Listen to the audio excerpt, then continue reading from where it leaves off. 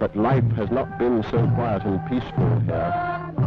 Only a few months ago, this small village in Manipur State was the scene of war. A war in which its inhabitants, the Nagas, played a brilliant part in helping to keep India's frontiers safe from her enemies.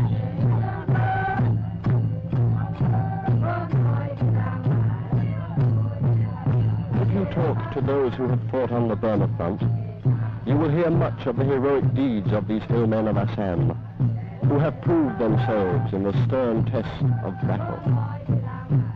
But before that, they had had equally famous victories way back through the ages. And it is these victories that the Nagas commemorate in their tribal dances.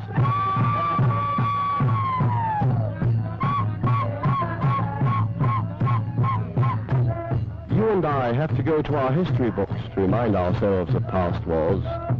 The Nagas have their victories graphically recorded in their picturesque dances, as vividly as the maps and diagrams in our history books.